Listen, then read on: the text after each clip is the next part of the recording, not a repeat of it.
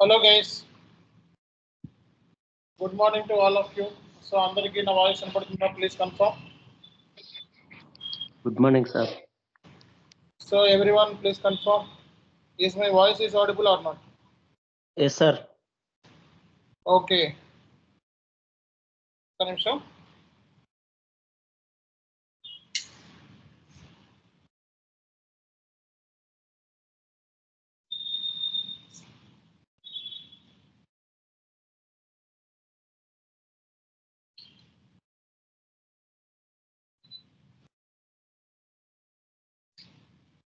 Okay guys, good morning to all of you. So ee roju basic ga మనం reconciliations లో మన EBS గురించి discuss చేస్తాం, electronic bank statement. Okay, so ఈ రోజు ఏంటంటే మనం చేయాల్సింది ఏంటంటే so vendor reconciliation. Okay, so accounts payable, vendor reconciliation. So next class లో ఇంటర్ కంపెనీ రికన్సిలేషన్. సో ఈ మూడు చెప్పేస్తే మనకి రికన్సిలేషన్ ఏరియాస్ అయిపోతాయి. అండ్ సో లాస్ట్ లో మనకి రేపొద్దున ఏ వారం అండి? గురువారమా? సో గురువారం కల్లా మనకి సో గురువారమా ఓటీసీ మనకి స్టార్ట్ అయ్యేది గురువారమా? సో రేపు గురువారమా ఎల్లుండా? ఎల్లుండి కదా, రేపు కాకుండా ఎల్లుండా. మ్యాథ్స్ మనకు రేపటితో మనకి ఇది అయిపోతుంది. ఓకే, రేపటి క్లాస్లో resume preparation and interview questions and inter company okay reconciliation. So మనకి థర్స్డే నుంచి కానీ ఫ్రైడే నుంచి కానీ ఓటీసీ స్టార్ట్ అయిపోతుంది. ఓకే, ఫ్రైడే వేసుకోండి ఓటీసీ ఇంకా. ఓకే, సో ఇది మనకి ఈరోజు సెషన్. అండ్ సో ఫస్ట్ బేసిక్గా మనకి సో ఈరోజు మనం వెండర్ రికన్సిలేషన్ ప్రాసెస్ గురించి మనం డిస్కస్ చేద్దాం. సో ఎస్ఏపిలో వెండర్ రికన్సిలేషన్ ప్రాసెస్ అంటే స్టాండర్డ్ ఎస్ఏపిలో ఓకే, అది S/4HANA అయినా ECC అయినా రికన్సిలేషన్ సంబంధించి స్టాండర్డ్లో లేదు. రికన్సిలేషన్ అనేది స్టాండర్డ్లో లేదు. మాన్యువల్గా ఏంటంటే తీసుకుంటాం.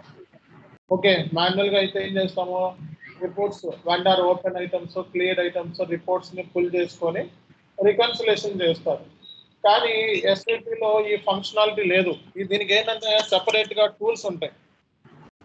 ఓకే, సో ఎస్ఏపిలో ఏంటంటే వీటికి సంబంధించి రికన్సిలేషన్ సంబంధించి సెపరేట్ టూల్స్ ఉంటాయి. సో ఆ టూల్స్లో చేస్తారండి ఈ రికన్సిలేషన్ అనేది. సో అంతేగాని స్టాండర్డ్ ఇప్పుడు ఎస్ఏపిలో చేయించాలి రికన్సిలేషన్. ఒక ఎగ్జాంపుల్ తీసుకోవాలంటే ఎస్ఏపిలో ఈ ఫంక్షనాలిటీ లేదు. రికన్సిలేషన్ వెండర్ రికన్సిలేషన్ అనేది ఎస్ఏపిలో లేదు ఈ ఫంక్షనాలిటీ. దీనికి కొన్ని టూల్స్ ఉంటాయి. సో బెస్ట్ అని చెప్పి బెస్ట్ ఎస్ఏపి అని చెప్పి ఒక టూల్ని యాడ్ చేసుకుంటారు దీంట్లో. అది యాడ్ చేసుకుంటే సో అది వెండర్ రికన్సిలేషన్ అనేది పాసిబుల్ అవుతుంది అనమాట. సో మన ఎస్ఏపి స్టాండర్డ్ ఎస్ఏపి సిస్టమ్స్లో అట్లా లేదండి కాన్సెప్ట్. ఇది మాన్యువల్గా చేస్తారనమాట. మాన్యువల్గా చేయటం అంటే ఏంటి, ఎక్సెల్ షీట్లో ఈ రికన్సిలేషన్ అనేది చేస్తారు. ఎవరైనా సరే ఎక్సెల్ షీట్లోనే చేస్తారు. రికన్సిలేషన్ మాన్యువల్గానే ఎక్కువ చేస్తారు కంపెనీలో. ఓకే, సో ఇక్కడ ఏంటంటే మనకి ఎస్ఏపిలో రికన్సిలేషన్ అకౌంట్స్ అంటే ఏమేమి ఉన్నాయి చెప్పండి, ఎవరు చెప్తారు? So what are the reconciliation accounts in SAP? So ఎస్ఏపిలో మనకి రికన్సిలేషన్ అకౌంట్స్ ఏంటి అంటే వెండర్స్, కస్టమర్స్, అసెట్స్. సో ఇవి మెయిన్ మనకి రికన్సిలేషన్ అకౌంట్స్ అన్నమాట. ఓకే, సో అంటే మీకు జనరల్గా చూసినట్లయితే సో మనకి వెండర్ రికన్సిలేషన్. సో ఇది మన కాన్సెప్ట్ ఏంటంటే ఈరోజుది vendor reconciliation. Vendor reconciliation refers to reconciliation of vendor account. Okay, vendor account the statement provide by the vendor. అంటే ఎస్ఏపిలో మనం పోస్ట్ చేసే ఏమైతే మనం ట్రాన్సాక్షన్ పోస్ట్ చేస్తున్నామో దానికి, అలాగే వెండర్ ఏంటంటే వాటితో ఏమైతే ట్రాన్సాక్షన్స్ జరిపామో వాడు వెండర్ స్టేట్మెంట్ ఇచ్చేస్తాడు. బ్యాంక్ స్టేట్మెంట్ లాగా వెండర్ అకౌంట్ స్టేట్మెంట్. వాడు ఫర్ ఎగ్జాంపుల్ నువ్వు ఫలానా చోట నువ్వు కొన్నావు అంటే, ఏదైనా మెటీరియల్స్ కొన్నావు అంటే ఆడి నెల మొత్తానికి అయ్యేటప్పటికి ఇదిగో నా దగ్గర టోటల్గా ఎంత కొన్నావు అని లిస్ట్ ఇచ్చేస్తాడు. మనం ఏం చేస్తాము, ఆ కొన్నది ప్లస్ ఎస్ఏపిలో మనం ఏమైతే పోస్ట్ చేసామో దాంతో కంపేర్ చేసుకుంటాం. అవునా? ఈ రెండింటికి మధ్య వచ్చే డిఫరెన్సెస్ని ఏమంటాం, రికన్సిలేషన్. ఎందుకు వచ్చింది? ఇప్పుడు వెండర్ దగ్గర కొన్న వాడు ₹1,00,000 అంటాడు, ఎస్ఏపిలో నేను ఎంటర్ చేస్తే 95,000 అంటాడు. ఇంకా 5,000 డిఫరెన్స్. ఆ 5,000 డిఫరెన్స్ ఎలా చెక్ చేస్తాం? ఈచ్ ట్రాన్సాక్షన్ని మన బుక్స్ ఆఫ్ లెడ్జర్స్తో మనం కంపేర్ చేసుకుంటూ చేయటాన్ని మనం రికన్సిలేషన్ అంటారు. అంతేనా కదా? So vendor statement will be provided by vendor. So whatever the transaction you booked in SAP, that is already you know. We need to compare the vendor statement book with our ledgers. దాన్నే ఏమంటాం మనం reconciliation అంటాం. So vendor reconciliation ఎందుకు చేస్తాం మనం?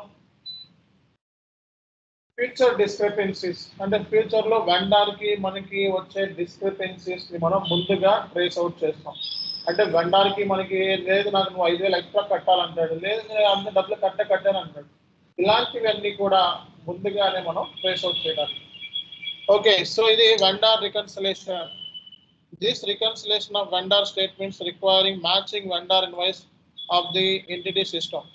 అంటే entity అంటే ఏంటి? కంపెనీ కూడా. So reconciliation is the vendor statement requires matching the vendor invoice with the entity system. It is the process of checking entities. Entity అంటే company code. So accounts payable to vendor account balance and vendor outstanding balance. So ఇది important అన్నమాట. ఏంటిదండి?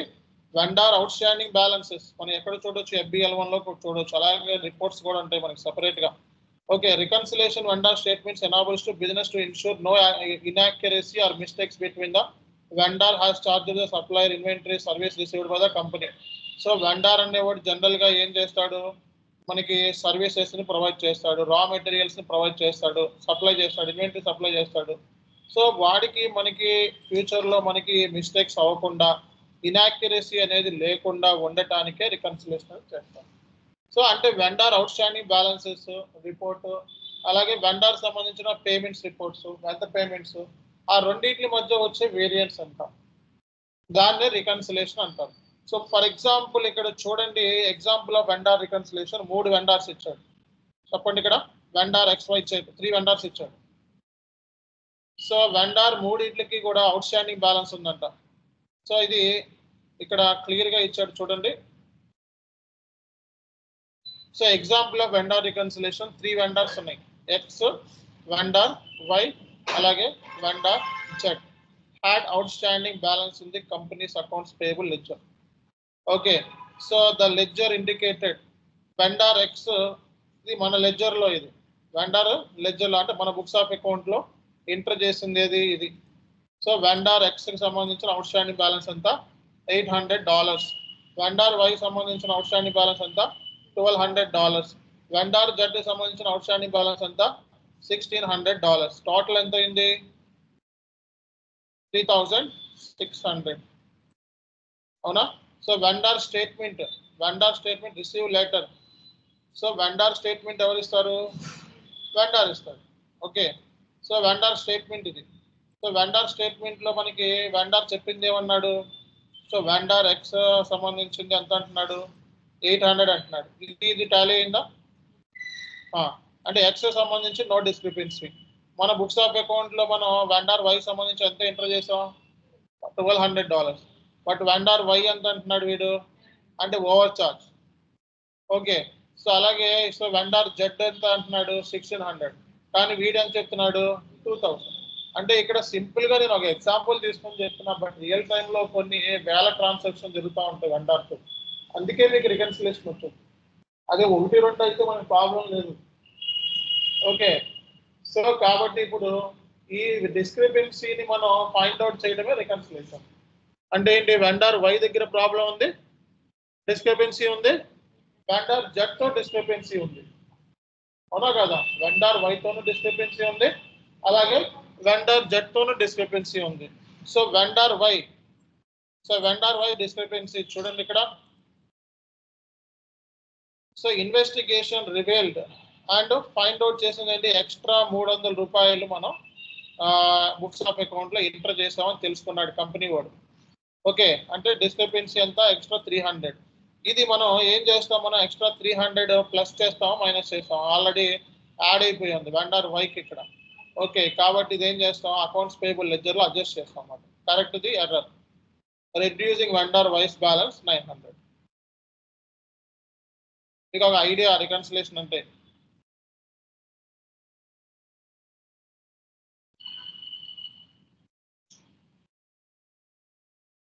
అర్థమవుతుందా లేదా? Okay, so అలాగే మనకి so vendor Z తో కూడా మనకి ప్రాబ్లం ఉంది. సో వెండార్ జెడ్ తో కూడా ప్రాబ్లం ఉంది. వెండార్ జెడ్ అంత ఇక్కడ తక్కువ. ఇక్కడ ఎస్ఏపి వెండార్ స్టేట్మెంట్లు ఎంత ఇచ్చాడు, $2,000 కానీ బుక్స్ ఆఫ్ అకౌంట్ లో ఎంత ఎంటర్ చేసావు, 1600. అంటే డిస్క్రిపెన్సీ ఎంత ఉంది, 400 ఉంది. 400 మన అకౌంట్స్ పేయబుల్ లో అడ్జస్ట్ చేసుకుంటాం అన్నమాట. సో అంటే ఇలా మనం రికన్సిలేషన్ చేసుకుంటాం. సో ఇలా చేయాలంటే సరదాగా ఎక్కడలాగా చేసినంత సింపుల్ కాదు. ఇవన్నీ number of transaction, monthly number of transactions ఉంటాయి. ట్రాన్సాక్షన్ నెంబర్ ఆఫ్ వెండర్స్ ఉంటారు, అది హ్యూజ్ వాల్యూమ్ ఆఫ్ డేటా ఉంటుంది. కాబట్టి మనకి రికన్సిలేషన్ ఇష్యూస్ వచ్చాయి. అదే ఒకళ్ళిద్దరు సంబంధించింది చేసుకుంటే మనం సింపుల్ గా అయిపోద్ది. కానీ రియల్ టైంలో కొన్ని large volume of vendors, volume of transactions ఎక్కువ ఉంటాయి. కాబట్టి మనకి రికన్సిలేషన్ బ్యాలెన్స్ షీట్ అప్పుడు టాలీ కాదు. రికన్సిలేషన్ చేయకపోతే ఏమవుద్ది, బ్యాలెన్స్ షీట్ టాలీ కాదు. బ్యాలెన్స్ షీట్ టాలీ కాకపోతే ఏమవుద్ది, సో మేనేజ్మెంట్ ప్రాపర్ రిపోర్ట్స్ వెళ్ళవు. ఓకే, సో ఇది అంటే డిస్క్రిపెన్సీ ఇలా చేస్తారు, అంటే వెండర్ ఓపెన్ అవుట్ స్టాండింగ్ సంబంధించి. ఓకే, అలాగే పేమెంట్ సంబంధించి కూడా అకౌంట్స్ పేయబుల్ రికన్సిలేషన్ అంటారు. పేయబుల్ రికన్సిలేషన్ అంటే ఏంటి, వెండర్ ఓపెన్ ఐటమ్స్ అంతా క్లియర్డ్ ఐటమ్స్ అంతా.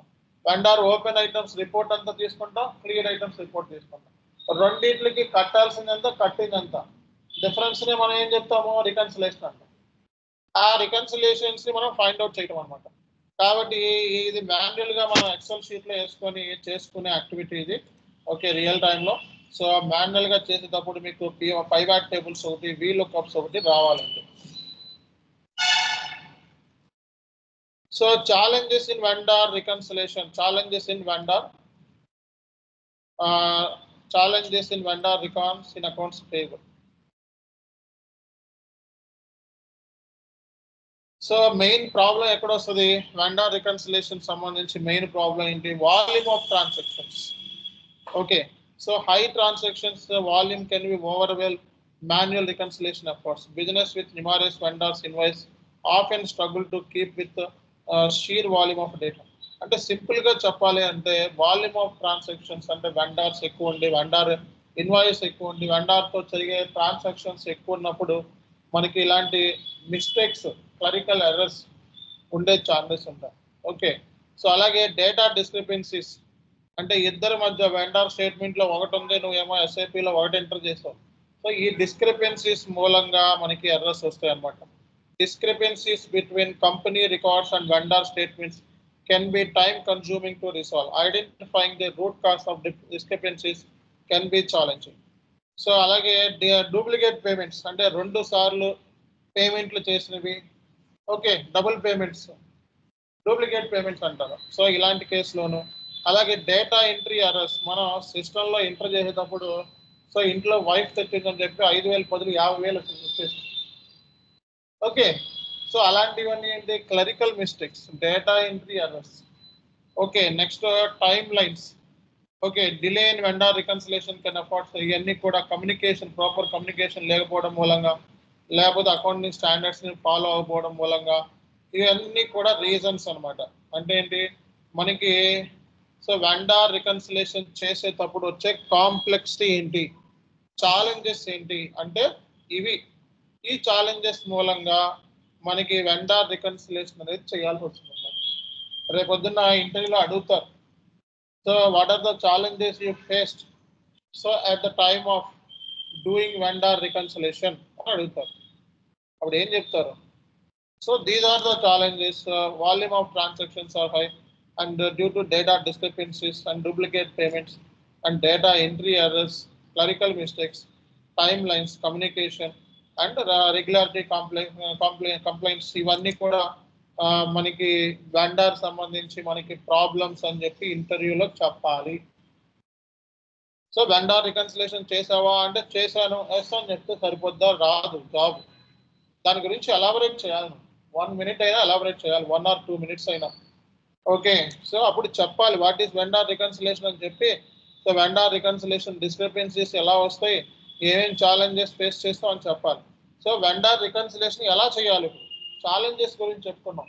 సో ఇప్పుడు వెండర్ రికన్సిలేషన్ ఎలా చేయాలి అంటే గ్యాదర్ ఆల్ ది డాక్యుమెంట్స్, అంటే vendor invoice, payments, receipts, bank statements, ఇవి ముందు మనకు కావాలి. సో రికన్సిలేషన్ చేయాలంటే ఎవిడెన్సెస్ ఉండాలి కదా ఫస్ట్. ఎవిడెన్స్ లేకుండా రికన్సిలేషన్ చేయగలమా? ఎవిడెన్స్ లేకుండా రికన్సిలేషన్ చేయగలమా? చేయలేము. So what are the evidences are required? So invoice కావాలి, అలాగే పేమెంట్ రిసీట్స్ కావాలి, బ్యాంక్ స్టేట్మెంట్స్ ఉండాలి. అవునా కదా? పేమెంట్ అయ్యింది అన్నాడు, ప్రూఫ్ ఏంటి? Bank statement. సో ఇవి మనకి రికన్సిలేషన్ రీజన్స్ అన్నమాట. అంటే ఫస్ట్ మనం ఈ డాక్యుమెంట్స్ ఉంటే అప్పుడు రెండింటికి మధ్య ట్రేస్ అవుట్ చేయొచ్చు అన్నమాట. సో అలాగే examining the vendor invoice. Okay, look closely at the vendor invoice, confirm their accuracy and completeness, check the mistakes of the vendor names, invoice numbers, payments amounts, payment terms కూడా check చేసుకోవాలి. చూడండి, ఇక్కడ ఒక vendor బదులు ఇంకో దానికి పేమెంట్లు చేస్తాం అనుకో, ఇలాంటివే వస్తాయి. So names, invoice numbers, payment amounts, payment terms, అలాగే duplicate check that vendor invoice how been correctly input. అంటే 2 సార్లు మనం చెక్ చేయమంటున్నాడు, డబుల్ చెక్ చేయమంటున్నాడు. 2 సార్లు మనం సో వెండర్ ఇన్వాయిస్ అనేది కరెక్ట్గా డబుల్ చెక్ అది క్రాస్ చెక్. సో ఈ 2 సార్లు మనం సరిగ్గా చేసామా లేదా అని చెప్పి 2 సార్లు చెక్ చేయమంటున్నాడు. సో అలాగే verify payment records. So payment records ఏంటి? Checks, electronic payment confirmations. So ఇవి మెయిన్ అన్నమాట. ఇవన్నీ ఎవిడెన్సెస్. సో రికన్సిలేషన్ చేయాలంటే first you need to get all these evidences. అర్థమైందా? సో ఎవిడెన్సెస్ తోను ఎస్ఐపిలో ఎంటర్ చేసిన బుక్స్ ఆఫ్ అకౌంట్స్ తోను 2 కంపేర్ చేసుకుంటే ఓకే. అలాగే వెండర్ స్టేట్మెంట్స్ తో 3 అంటే బ్యాంక్ స్టేట్మెంట్ ఉండాలి, వెండర్ స్టేట్మెంట్ ఉండాలి, అలాగే నువ్వు లెడ్జర్స్ లో ఏమైతే పోస్ట్ చేసావో ఆ లెడ్జర్స్ ఇన్ఫర్మేషన్ ఉండాలి. ఈ 3 మనం రికన్సిలేషన్ చేసినట్లయితే సో మనకి క్లియర్ కట్ గా అర్థమవుతుంది. So inspect vendor statement to ensure the outstanding balance align with accounts payable records. So ivi cross check with the bank statements lo cheyali. Alage address discrepancies. So ఏమైనా issues వస్తే వెంటనే మనం vendor తో చెప్పాలి. Okay, so ఏమైనా ఉంటే changes చేసుకోవాలి. So ఇవన్నీ కూడా మనకి అంటే రికన్సిలేషన్ చేసేటప్పుడు ఏమేమి స్టెప్స్ అంటే ముందు రిక్వైర్మెంట్ గ్యాదర్ చేయి, ఇవన్నీ గ్యాదర్ చేసుకో. తర్వాత వెండర్ ఇన్వాయిస్ క్రాస్ చెక్ చేయి, తర్వాత పేమెంట్ రికార్డ్స్ ని క్రాస్ చెక్ చేయి, ఆ రెండింటి మధ్య వేరియన్స్ ని మనం ఫైండ్ అవుట్ చేయి. అలాగే ఇంకా నువ్వు క్రాస్ చెక్ చేయి, బ్యాంక్ స్టేట్మెంట్స్ తో క్రాస్ చెక్ చేయి. So address the discrepancies. So act quickly, investigate, resolve any consistency discover during the vendor reconciliation process. This may involves అంటే ఇమీడియట్ గా వెండర్ డిస్క్రిపెన్సీ వచ్చిన immediate vendor contact first. Okay, review payment document ఇవన్నీ కూడా పంపించేవాడు. Okay, changes కూడా ఏమైనా ఉంటే adjust చేసుకొని books of accounts లో. సో ఇది వెండర్ సంబంధించిన రికన్సిలేషన్ ప్రాసెస్. ఓకేనా? సో ఇది ఇంటర్వ్యూలో అడుగుతారు. సో బ్యాంక్ రికన్సిలేషన్ ఒకటి, వెండర్ రికన్సిలేషన్ ఒకటి ఇంటర్వ్యూలో అడుగుతారు. అలాగే inter company reconciliation tomorrow class లో చెప్తారు. ఓకే, ఎస్ఏపిలో మనకి దీనికి నంబర్ ఆఫ్ రిపోర్ట్స్ ఉన్నాయి. ఓకే, సో వెండర్ సంబంధించి ఓపెన్ ఐటమ్, డ్యూ అనాలిసిస్ చాలా రిపోర్ట్స్ ఉన్నాయి ఎస్ఏపిలో. ఓకే, సో ఇక్కడ మనం వెళ్ళినప్పుడు financial accounting, accounts payable. Okay, so మనం ఇందులోకి వెళ్తే informative system, reports of accounts payable, vendor balances. Okay, so ఇలాగ ఎస్ఏపిలో మనకి చాలా ఉన్నాయి. Vendor balance in local currency. So నీకు ఏమైనా రిపోర్ట్ కావాలనుకుంటే సో మనకి వెండర్ బ్యాలెన్స్ సంబంధించిన రిపోర్ట్స్ టక్కన వచ్చేస్తాయి. మనం ఇవి మన ఎక్సెల్ షీట్లో వేసుకొని ఫిల్ చేసుకోవచ్చు. ఓకే, సో ఈ ఎక్సెల్ షీట్లో మనం ఫిల్ చేసుకోవచ్చు అనమాట. సో ఈ రిపోర్ట్స్ అన్ని vendor balance, number of vendors ఉంటాయి. ఇక్కడ ఒకే ఒక వెండర్ అని బట్ రియల్ టైంలో నంబర్ ఆఫ్ వెండర్స్ ఉంటాయి. ఓకే, వెండర్ లైన్ ఐటమ్ సంబంధించి బ్యాలెన్స్ సంబంధించిన రిపోర్ట్స్, ఇవి వెండర్ లైన్ ఐటమ్ సంబంధించిన రిపోర్ట్. ఇది డ్యూ డేట్ అనాలిసిస్, వెండర్కి ఏమేమి డ్యూ డేట్ ఉన్నాయి ఈ రోజు వరకు. సో ఆ రిపోర్ట్ కావాలంటే టక్కున ఎగ్జిక్యూట్ చేస్తానికి సో రిపోర్ట్స్ వచ్చేసినాయి. 30 రోజుల వరకు ఎంత రావాల్సి ఉంది, 60 రోజులు ఎంత రావాల్సి ఉంది. ఈ డ్యూ డేట్ అనాలిసిస్ వరకు కూడా మనకి రిపోర్ట్స్ వచ్చేస్తాయి. ఓకే, ఇది పర్ మంత్ పెట్టుకోవచ్చు, లేటర్ పెట్టుకోవచ్చు, నీ ఇష్టం. దీన్ని సిగ్రిగేట్ చేసుకోవచ్చు. List of vendor line items, మొత్తం వెండర్ సంబంధించి లైన్ ఐటమ్స్ రిపోర్ట్స్ ఇవన్నీ కావాలి. ఈ డేటా ఉంటే మనకి సరిపోతుంది. ఇవన్నీ ఎండ్ యూజర్ దగ్గర ఉంటాయి ఆల్రెడీ. ఏ రోజున ఏం ట్రాన్సాక్షన్ జరిగింది అంత రిపోర్ట్స్ వచ్చేస్తాయి మొత్తం. అర్థమైందా? సో ఎస్ఏపిలో మనకి ప్రతిదీ ఉంటుంది. సో టేబుల్ లెవెల్లో కూడా తీసుకోవచ్చు అనమాట. ఓపెన్ ఐటమ్ కావాలంటే ఓపెన్ ఐటమ్ రిపోర్ట్స్ కూడా ఉంటాయి. ఇవన్నీ ఓపెన్ ఐటమ్స్ రిపోర్ట్స్ అనమాట. ఓకే,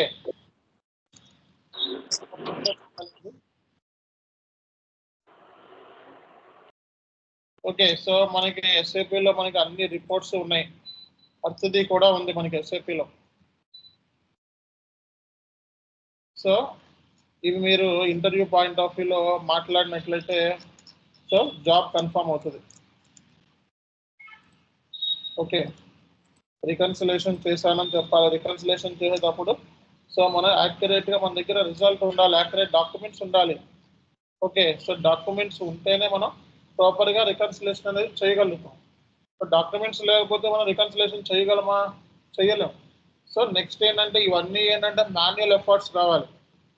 ఓకే, సో ఆటోమేటేషన్ ఉంటుంది కొన్ని కంపెనీస్లో, ఏంటంటే రికన్సిలేషన్ ఆటోమేటేషన్ ఉంటుంది. ఓకే, సో ఆటోమేటిక్గా చేసి పెట్టింది సిస్టమే. ఓకే, ఇక్కడ ఏంటంటే మనం మాన్యువల్ రికన్సిలేషన్ అంటే మాన్యువల్ ఎఫర్ట్స్ అంటే పుల్ చేసుకోవడం, ఎక్సెల్ షీట్లో వేసుకోవడం, పీవై టైబ్లో వేసుకోవడం, అలాగే మనకి వీలుకప్స్ చేసుకోవడం, కంపేర్ చేసుకోవడం, పేమెంట్స్ కంపేర్ చేసుకోవడం, ఇన్వాయిస్తో due dates analysis find out చేయడం. ఓకే, సో క్రాస్ చెక్ చేసుకోవడం. సో దేంతో క్రాస్ చెక్ చేసుకుంటాం? బ్యాంక్ స్టేట్మెంట్స్తో, వెండార్ ఇన్వాయిస్తో, వెండార్ పేమెంట్ స్లిప్స్తో, ఓకే, పిఓస్తో. సో ఇవన్నీ కూడా మనకి కాన్సెప్ట్, రికన్సిలేషన్ కాన్సెప్ట్ ఇలా ఉంటుంది మనకి. అర్థమైందా? సో ఇవన్నీ కూడా మనకి వెండార్ సంబంధించిన రికన్సిలేషన్ కాన్సెప్ట్ అన్నమాట. ఓకే, సో మీరు చేయాల్సింది ఏంటి? ఇప్పుడు మీరు జాబ్కి వెళ్ళేటప్పుడు చేయాల్సింది ఏంటి అంటే సో ఇంటర్వ్యూ పాయింట్ ఆఫ్ వ్యూలో మనకి ఫస్ట్ మనకి జర్నల్ ఎంట్రీస్. సో టార్గెట్ చేయండి. నేను మీకు ఒక డాక్యుమెంట్ ఇచ్చానా లేదా? దాంట్లో జర్నల్ ఎంట్రీస్ ఉంటాయి. క్రెడిట్ పర్చేజెస్ జర్నల్ ఎంట్రీ ఏంటి? ఓకే, అలాగే క్రెడిట్ సేల్స్ జర్నల్ ఎంట్రీ ఏంటి? Out standing entries examples, out standing entries examples ఏమన్నా అవుట్ స్టాండింగ్ ఎంట్రీస్. అలాగే సో మనకి పిఓతో ఇన్వాయిస్ క్రియేట్ చేసినప్పుడు జర్నల్ ఎంట్రీ ఏంటి? సో వితౌట్ పిఓతో మనకి జర్నల్ ఎంట్రీ ఏంటి?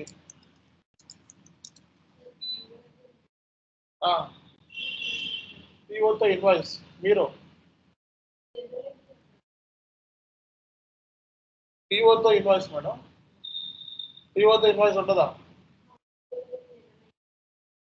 పిఓ ఇన్వాయిస్, పిఓతో ఇన్వాయిస్ అన్నా. ఓకే, పిఓ ఇన్వాయిస్ కాదు, పిఓతో ఇన్వాయిస్ అంటే purchase order goods receipt invoice. Okay, without PO కూడా ఉంది మనకి FB60, ఇది మీరు. అలాగే మనకి గూడ్స్ రిసీట్ చేసినప్పుడు జర్నల్ ఎంట్రీస్ ఏంటి? అలాగే ఈబిఎస్ చేసినప్పుడు జర్నల్ ఎంట్రీ ఏంటి?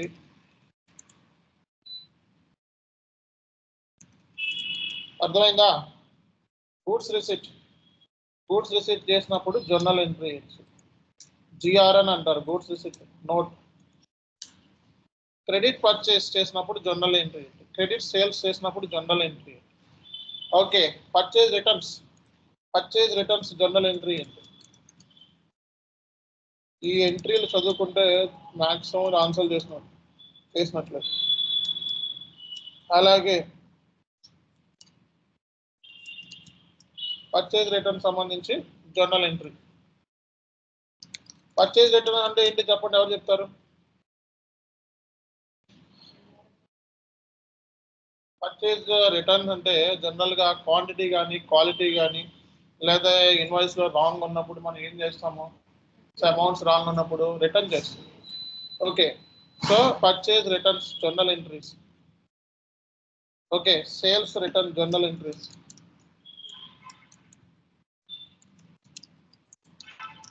ఓకే, సో ఇవి ఫస్ట్ మీరు ఫోకస్ చేయాలి ఇమీడియట్గా. ఈ జర్నల్ ఎంట్రీస్ మీద కమాండ్ ఫుల్ పెద్ద కమాండ్ సంపాదించాలి మీరు జాబ్ కొట్టాలంటే. ఫస్ట్ జర్నల్ ఎంట్రీస్, తర్వాత సో మీకు SAP టీ కోడ్స్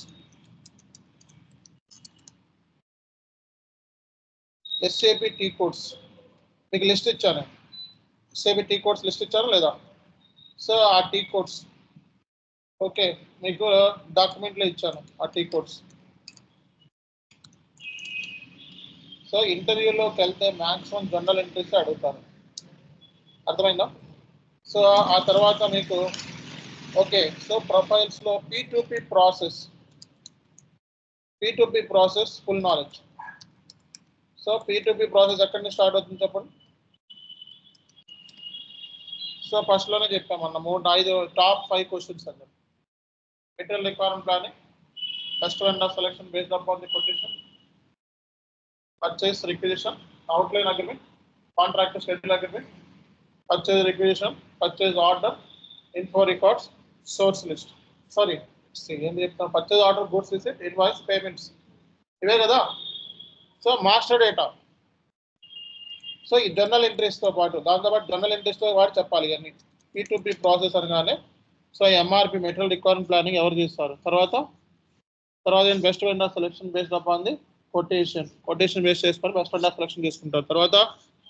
తర్వాత ఏంటిది అవుట్లైన్ అగ్రిమెంట్ దేన్ని చేసుకొని contract and schedule agreement.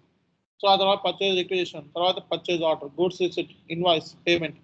So goods receipt చేసినప్పుడు అకౌంటింగ్ డాక్యుమెంట్ హిట్ అవుతుంది, ఎంట్రీ. సో అలాగే ఇన్వాయిస్ చేసినప్పుడు అకౌంటింగ్ డాక్యుమెంట్ ఎంట్రీ, పేమెంట్ చేసినప్పుడు accounting document entry. So master data అంటే ఏం చెప్పుకున్నాం మనం, మెటీరియల్ మాస్టర్, వెండర్ మాస్టర్ అంటే BP. ఓకే తర్వాత info records, source list, service master. Okay so PO types ఇంటర్వ్యూలో అడిగే క్వశ్చన్స్ ఇవన్నీ. Planned PO, blanket PO, contract PO, standard PO. నేను బ్లాంకెట్ PO SAPలో ఎలా చేయాలో చెప్పిన. ఓకే సో అలాగే ఇది థియరిటికల్ నోట్ కూడా ఇచ్చాను. సో ఇది ఇంటర్వ్యూలో అడిగే క్వశ్చన్. PO క్రియేట్ చేస్తాడు, ఏ ఇన్పుట్స్ ఇస్తారు, interview question.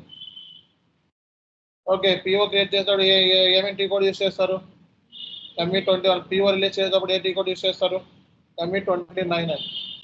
So PO release చేసేటప్పుడు అప్రూవల్ మ్యాట్రిక్స్ ఏంటి అది చెప్పాలి. ఓకే అప్రూవల్ మ్యాట్రిక్స్ అంటే తెలుసు, ఎవరెవరు అప్రూవ్ చేస్తారు. Goods receipt, entry, invoice. So types of invoice. So PO, non PO, invoice. ఈ రెండింటి మధ్య difference between PO and non PO invoice. అలాగే సర్వీస్ ప్రొక్యూర్మెంట్లో మనం ఏం ప్రిపేర్ చేస్తాం, సర్వీస్ మాస్టర్ ప్రిపేర్ చేస్తాం. And service entry sheet T code ఏంటి అది చెప్పాలి. ఓకే సర్వీస్ ప్రొక్యూర్మెంట్ ఎలా చేస్తామని చెప్పాలి, ఇది కూడా చెప్పాం మన క్లాస్లో. అలాగే సో మీకు కుదిరితే అసెట్ ప్రొక్యూర్మెంట్ విత్ PO కూడా ఇంటర్వ్యూలో చెప్పండి, అసెట్ ప్రొక్యూర్మెంట్ ఎలా చేస్తారని. ఓకే ఇది కూడా చెప్తున్నాం. అలాగే ప్రైస్ డిఫరెన్స్ అకౌంట్ ఎప్పుడు హిట్ అవుతుంది, సో ఇది కూడా ఇంటర్వ్యూలో చెప్పడం జరిగింది. ప్రైస్ డిఫరెన్స్ అకౌంట్ మనకి ఎలా హిట్ అవుతుంది, ఎప్పుడు వస్తుంది. స్టాండర్డ్ ప్రైస్, మెటీరియల్ మాస్టర్లో స్టాండర్డ్ ప్రైస్ మెయింటైన్ చేసినప్పుడు ప్రైస్ డిఫరెన్స్ అకౌంట్ వచ్చినప్పుడు మనం ఏం చేయాలి సో అనేది కూడా మనం డిస్కస్ చేయడం జరిగింది. ఓకేనా.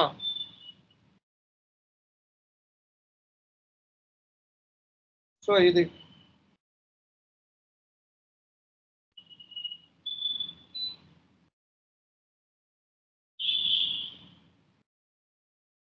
So price difference account. So అంటే ఏంటి, ఈ ఏరియాస్ మీద నువ్వు ఫుల్ ఫ్లెడ్జర్ కమాండ్ గెయిన్ చేసినట్లయితే నీకు జాబ్ గ్యారెంటీ. సో ఆ తర్వాత మనం రికన్సిలేషన్, వెండర్ రికన్సిలేషన్, సో తర్వాత bank reconciliation. Okay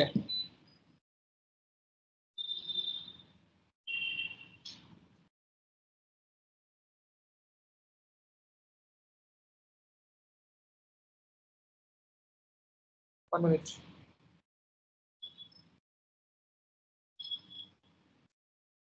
Okay, vendor reconciliation, bank reconciliation, next into the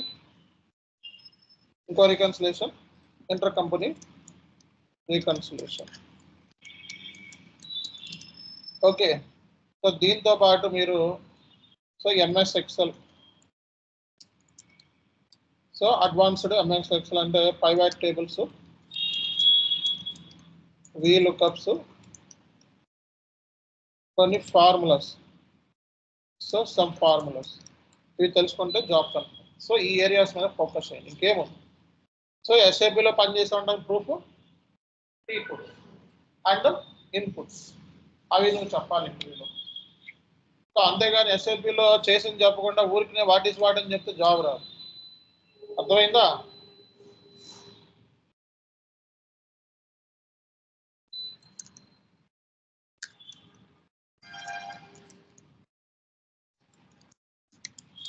so ఇవి నువ్వు ప్రిపేర్ అయితే కన్ఫామ్గా నీకు జాబ్ నీ చేతిలో ఉంటుంది, నో డౌట్ ఎట్ ఆల్. అర్థమైందా? సో P2Pలో జాబ్ కొట్టాలి అంటే కన్ఫామ్ ఏరియాస్ ఇవి. ఈ ఏరియాస్ మీద మీరు ఫోకస్ చేయండి. 10 రోజుల్లో థియరిటికల్గా చదవండి, దట్స్ ఇట్. 10 రోజుల్లో జాబ్ థియరిటికల్గా చదవండి అట్లీస్ట్. సో అడిగిన క్వశ్చన్కి కనీసం 2 minutes అన్నా మాట్లాడాలి. సో మీలో చాలా మంది ఏంటంటే వాట్ ఈస్ వాట్ అని చెప్పేసి వచ్చేస్తున్నారు అంతే. సో ఇంటర్వ్యూకి వెళ్తున్నారు కొలవమని, వెళ్ళి అక్కడ క్వశ్చన్ అడగగానే వాడు క్వశ్చన్ అడిగిన దానికి ఆన్సర్ చేసి అంటే షార్ట్ ఆన్సర్ షార్ట్గా చెప్పి వచ్చేస్తున్నాడు. సో వాడు గుర్తుపెట్టుకోండి, షార్ట్ ఆన్సర్ షార్ట్గా చెప్తే రాదు. ఇంగ్లీష్ రాకపోయినా పర్లేదు, అట్లీస్ట్ దీనికి మినిమం మాట్లాడండి. ఓకే, ఇవన్నీ మీరు థియరిటికల్గా ప్రిపేర్ అయితే ఇంగ్లీష్ ఆటోమేటిక్గా వచ్చింది. అదే క్వశ్చన్కి మనం సెంటెన్స్ ఫార్మేషన్ లేకుండా ఆన్సర్ చేయొచ్చు. వాడికి అర్థమైతే ఇచ్చేస్తాడు జాబ్. హెచ్ఆర్ దగ్గర కొంచెం ఇబ్బంది పడాలి మీరు. హెచ్ఆర్ వాళ్ళ దగ్గర రోల్స్ అండ్ రెస్పాన్సిబిలిటీస్. అర్థమైందా? సో కాబట్టి సో మీరు చేసే మిస్టేక్స్ ఇవి. అంటే ఒక క్వశ్చన్ అడిగినప్పుడు దాన్ని 1 minute అంటే 1 second అంతే, ఇంకా ఆన్సర్ కూడా 1 second. ఎలాబొరేట్ చేయట్లేదు మీరు. ఏంటిది? ఎలాబొరేట్ చేయటం లేదు, అందుకే మీకు జాబ్ అనేది రావట్లేదు. గుర్తుపెట్టుకోండి, ఎలాబొరేట్ చేయాలి. ఏదైనా ఇంత టాపిక్ నేను 45 minutes ఒక్కో టాపిక్ చెప్తున్నా, 45 minutes. మీరు కనీసం 1 or 2 minutes కూడా దాని గురించి మాట్లాడకపోతే జాబ్ ఎలా వస్తుందండి? అట్లీస్ట్ నేను 45 minutes మాట్లాడుతుంటే దాంట్లో మీరు కనీసం 1 or 2 minutes కూడా మీరు ఇంటర్వ్యూవర్తో మాట్లాడకపోతే జాబ్ ఎందుకు వస్తుంది? అంటే క్లయింట్ ఫేసింగ్ స్కిల్స్ లేవని చెప్పి తీసుకోండి సింపుల్గా. ఏమి అంటే ఒకవేళ జాబ్లో తీసుకున్న క్లయింట్తో మాట్లాడలేడు అని చెప్పి వాళ్ళు ఫిక్స్ అయిపోతారు.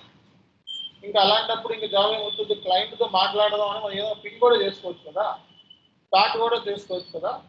అట్లా కూడా బోల్డ్ మంది సర్వైవ్ అవుతున్నారు కమ్యూనికేషన్ లేకపోతే.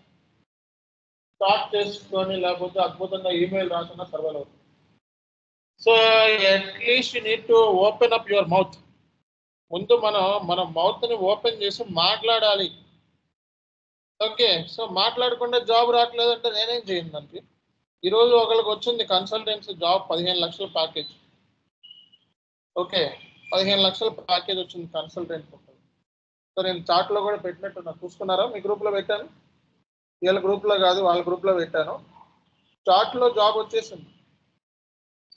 ఓకే, సో అంటే సో ఆల్మోస్ట్ గూగుల్ లాంటి పెద్ద కంపెనీకే వచ్చింది జాబ్. సో అలాంటప్పుడు మీకు రాకుండా ఉంటుందా? ఓకే, మీరు జాబ్ కొట్టకుండా ఉంటారా? ఓకే, సో ఇది మీరు ఆలోచించుకోవాలి. అర్థమైందా? ఓకే, సో వాళ్ళ దగ్గర సంవత్సరం పాటు శ్రమిస్తే జాబ్ వచ్చిందండి. సో సంవత్సరం పాటు కరెక్ట్గా చదివారా అంటే లేదు. 3 నెలలు చదివి మళ్ళీ ఎగ్గొట్టి, మళ్ళీ 3 నెలలు చదివి మళ్ళీ ఎగ్గొట్టి, మళ్ళీ 3 నెలలు చదివి మళ్ళీ ఎగ్గొట్టి, అట్లా అంటే ఏంటి? ప్రాపర్గా లేదు ప్రిపరేషన్. ఏ జాబ్ అయినా సరే, అది ఐఏఎస్ జాబ్ అయినా ఐపీఎస్ జాబ్ అయినా, ఒక్క 3 నెలల్లో రోజుకి 10 గంటలు చదివితే జాబ్ వచ్చేస్తుంది. ఎలాంటి జాబ్ అయినా వచ్చేస్తుంది. 3 నెలలు 10 గంటలు చదివితే చాలు. ఎలాంటి జాబ్ అయినా వచ్చేస్తుంది. ఎలాంటి కైండ్ ఆఫ్ కోర్స్ అయినా పాస్ అయిపోవచ్చు. ఒకసారి కాకపోతే ఇంకోసారి అయిపోవచ్చు. బట్ ఇక్కడ మీకు ఎండ్ యూజర్ దానికి కూడా 10 గంటలు ఏడ కూర్చుంటారు. కనీసం ఒక 2 గంటలు రోజు కూర్చున్నా, 10 రోజులు పెట్టుకున్నా, అక్కడ ఎఫెక్టివ్ అవర్స్ రోజుకి 2-3 అవర్స్ అన్న కూర్చున్నా 30 గంటల్లో జాబ్ వచ్చేస్తుంది మీకు. అంటే ఒక రోజు. ఓకే. సో 30 గంటల్లో జాబ్ కన్ఫర్మ్. అర్థమవుతుందా? సో అంటే ఎంత సింప్లిసిటీ ఉందో చూసుకోండి జాబ్ కొట్టాలంటే. కానీ మనకి కూర్చోవాలంటే కష్టం మనకి. అందుకే మనకి జాబ్ రాదు. అర్థమవుతుందా? సో కాబట్టి అది తెలియకే మీకు జాబ్ రావట్లేదు. అండ్ సో ప్రాపర్గా కూర్చోరు, అందుకే మీకు జాబ్ రావట్లేదు. సో ప్రాపర్గా కూర్చుంటే మనకి ఎప్పుడో జాబ్ వచ్చింది. అండ్ కూర్చున్న దానికి కనీసం మనం అట్లీస్ట్ ఒక 10 నిమిషాలన్నా మాట్లాడాలి, ఒక టాపిక్ మీద 5 నిమిషాలు మాట్లాడాలని చెప్పి టార్గెట్ పెట్టుకోవాలి. ఒక పేపర్ తీసుకోవాలి, ఒక పెన్ను పేపర్ తీసుకొని ఒక 100 పేజీలు నోట్బుక్ చేసుకొని P2P అని హెడ్డింగ్ పెట్టి P2P ప్రాసెస్ 3 పేజీలు రాసేసుకొని 3 పేజీలని 3 నిమిషాలు మాట్లాడాలి. అర్థమైందా? వెండార్ రికన్సిలేషన్ అని చెప్పి ఒక 2 పేజీలు రాసుకొని వెండార్ రికన్సిలేషన్ అని అందులో మనకు పనికొచ్చే పాయింట్లు రాసి పనికిరాని పాయింట్లు పీకేసి 2 నిమిషాలు మాట్లాడాలి. ఇంటర్ కంపెనీ రికన్సిలేషన్ అని చెప్పి రాసి 3 నిమిషాలు, ఓకే 2 నిమిషాలు మాట్లాడాలి. జర్నల్ ఎంట్రీస్ అని రాసుకొని all journal entries by heart చేసి పడేయాలి. ఓకే. సో ఇలా ప్రిపేర్ అవ్వడానికి ఎన్ని రోజులు పడుతుంది? నేనైతే ఎండ్ యూజర్ జాబు అసలు ప్రిపేర్ అవ్వకుండానే జాబ్ కొట్టేసి ఆ టైంలో 4 రోజులు 5 రోజులు ప్రిపేర్ అయ్యా అంతే. ఒక ఇంటర్మీడియట్ బుక్ ఒకటి చేసుకున్నా. Intermediate book. ఓకే. సిఎస్సిపిటి అని ఒక బుక్ ఉంటుంది. ఓకే. సిఎస్సిపిటి అని అందులో జర్నల్ ఎంట్రీస్ ఉంటుంది. ఓకే. ఏముంటాయి? Journal entries. సో రేపొద్దున జిఎల్ సమ్ అన్ని జాబ్‌లు అప్లై చేసేవాడిని. అది అది P2Pనా, ఓటీసీనా, ఆర్‌టీఓ అన్ని జాబ్స్ అప్లై చేసేవాడిని. ప్రాసెస్ తెలుసు నాకు. ఓకే. అన్ని జాబ్‌లకి అప్లై చేసేవాడిని. సో జర్నల్ ఎంట్రీస్ మొత్తం ఒక 50 జర్నల్ ఎంట్రీస్. P2Pకి వెళ్తే కనీసం ఒక 30 జర్నల్ ఎంట్రీస్. ఓటీసీలోకి వెళ్తే ఒక 20 జర్నల్ ఎంట్రీస్. జిఎల్‌కి వెళ్తే ఒక 40-50 జర్నల్ ఎంట్రీస్. జిఎల్ ఎక్కువ ఉంటాయి. 50 journal entries. So out standing, approval, డిఫరల్ ఇవే ఎక్కడికి వెళ్ళినా జర్నల్ ఎంట్రీ ఇవే అడుగుతారు. సో ఆ జర్నల్ ఎంట్రీస్ అడుగుతారు, నువ్వు ఏం చేసావో అడుగుతారు అంతే. నెక్స్ట్ నుంచి వాళ్ళే క్వశ్చన్లు అడుగుతారు. వాళ్ళు అడిగే క్వశ్చన్స్ అన్ని జర్నల్ ఎంట్రీస్ అడుగుతారు అంతే, ఇంకేం ఉండదు. అండ్ ఛాలెంజెస్ అంటే ఏంటి? నువ్వేం కష్టాలు పడ్డావు అంతే. ఈ మూడే ఎక్కడికి వెళ్ళినా ఈ మూడే అడుగుతున్నావు. అంటే నువ్వేమేం ఛాలెంజెస్ ఫేస్ చేసావు, అవి వెండార్తో ఏం ఛాలెంజెస్ ఫేస్ అవి. సో పిఓ రైట్ చేసినప్పుడు ఏం ఛాలెంజెస్, ఇన్వాయిస్ రైట్ చేసినప్పుడు ఏ ఛాలెంజెస్ ఫేస్ చేస్తావు, ఇవే అడుగుతారు. ప్రాపర్ డీటెయిల్స్ లేవు, ఏం చేస్తాం?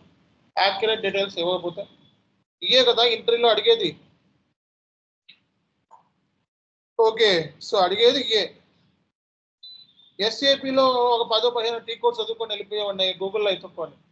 4 రోజులు 5 రోజులు ప్రిపేర్ అయితే జాబ్ వచ్చేస్తుంది. ఒక్కోసారి 2 డేస్ 3 డేస్ జాబ్లు వచ్చాయి. మీరు కష్టపడిపోయి ఎంత ట్రైనింగ్ చేసుకుంటున్నారు, ఏ ట్రైనింగ్ అవసరం లేదు మీకు. ఎస్ఏపి ఎన్ని ఎంత ట్రైనింగ్ తీసుకున్నా సరే ఎంతో డెప్త్గా మీకు చెప్తున్నాం పాయింట్, అంత కూడా అవసరం లేదు.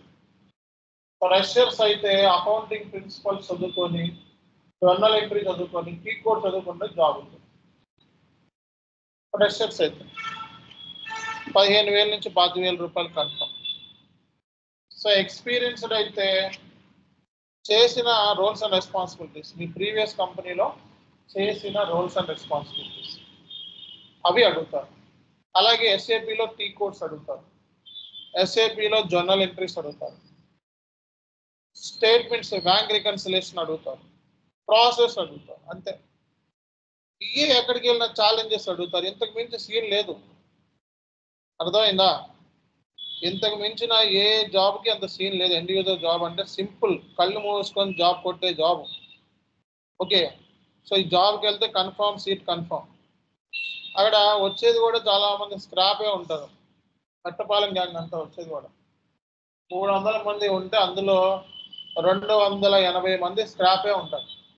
వాళ్ళకి 250 మంది కమ్యూనికేషన్ ఉంటుంది. అంటే ఒక 50 మంది, 50 మందిలో 10 మంది నాణ్యమైన స్టూడెంట్స్ ఉంటారు, క్వాలిటీ. ఓకే, సో కొంతమందికి ఎక్స్ప్లెనేషన్ ఇవ్వటమే రాదు. కాబట్టి మందిని చూసుకొని మీరు భయపడిపోయి ఏదేదో ఊహించుకుంటారు, ఏం ఉండదు అక్కడ. సరదాగా వెళ్ళి వద్దాము అనే వాళ్ళే 200 మంది ఉంటారు ఇంటర్వ్యూ. ఒక రెజ్యూమే రెడీ చేసుకొని సరదాగా వెళ్దాము అనేది, అంటే 300 మంది ఉంటే 200 మంది సరదాగా వెళ్దాము అనే వాళ్ళే 200 మంది ఉంటారు. ఇంకో 100 మందిలో కోచింగ్ తీసుకున్న వాళ్ళు ఒక 10 మంది ఉంటారు. ఓకే, రియల్ టైం పనిచేసిన వాళ్ళు ఒక 5 ఆ 10 మంది లోపే ఉంటారు. అంటే 20 మందితో నీకు పోటీ అంతే. 20 మందిలో 5-6 జాబ్స్ కన్ఫామ్ గా ఉంటాయి. అంటే 1:5 కూడా లేదు. అర్థమైందా? 1:5 కూడా లేదు, 1:10 కూడా లేదు. అంత సింపుల్. ఎవరికైతే కమ్యూనికేషన్ వచ్చిందో వాడికి జాబ్ వచ్చేది. అది అర్థం చేసుకోండి. Okay, thank you. Will continue tomorrow.